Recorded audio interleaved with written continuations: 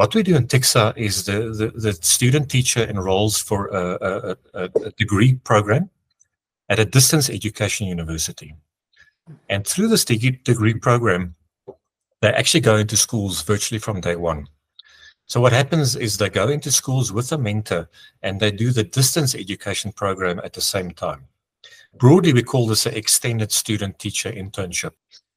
Ticza is different from other partnerships because it involves the whole ecosystem. It's kind of really difficult in a country like South Africa in a developing context to have all the ecosystem role players in a systemic change collaboration. Ticza has been able to achieve this. We have government, we have the private sector, we have philanthropy, we have NGOs. We even have, really strong research agencies and universities involved in Ticza. So for many reasons, Ticza is long-term and it involves the whole ecosystem, focusing in particular on extended student teacher internships. I think there's been really good progress in terms of acceptance of this model as a viable model, acceptance of the need to work together, the acceptance of the need to collaborate between partners, which is not an easy process. Particularly, a lot of non-profit partners have really got together themselves and accepted that they are looking at how this model can be scaled and what it means to their organizations. Ticza pulling together NGOs or partners, funders and NGOs that are working in the space of support for student teachers have given me that edge of seeing that we can actually improve the quality of the quality that comes out of the qualification that the teachers are receiving from institutions. That Ticza will help me with that. I think we are getting to was being part of meetings or committees of each NGO, and I'm only one.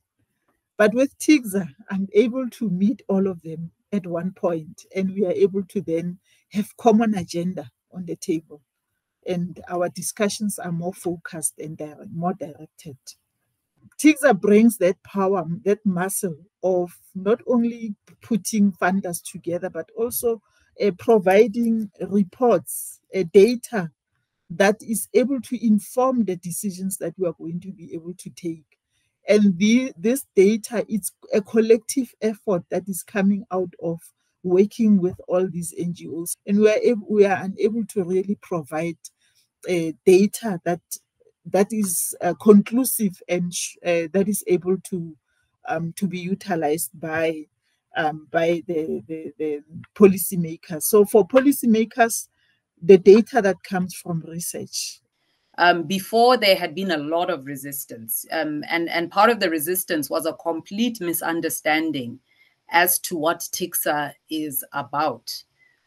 So with the understanding has been an opening up of just receptiveness to the process, contributing willingly, for instance, to the research agenda, initiating new ideas around how the research agenda itself could be shaped. So it's a lot more productive. So really, I would say that the main result is in terms of getting us to a platform from which we can really be energized towards more active research that can contribute in a very clear way towards policy recommendations. What have we achieved so far? We've definitely achieved cohesion across this ecosystem collaboration. We're seeing a more systemic approach to the extended student teacher internships. We're seeing a lot of work around cost effectiveness. We're seeing a lot of work around common tools. One of the additional things Ticza is trying to do is using a collective impact model. The collective impact model in its fullest sense requires a lot of work, a lot of capacity, and funding to allow the backbone organizations to fulfill their role.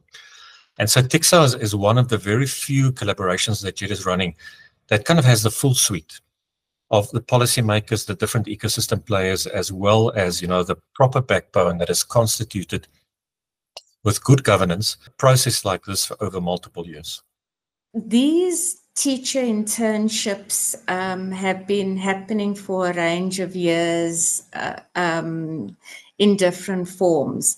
And one of the successes is it certainly got the conversation going around, is there a place for internships for the teaching practice component of ITE? Secondly, it's raised discussions around simply the quality and type of teaching practice that's needed to prepare teachers for the context of South African schools. Three, just from the implementing partners being in a common forum and being in a community of practice, I want to say definitely their own delivery and their own internship programs have been strengthened from learning from each other. And then fourthly, we have been able to engage at a policy level.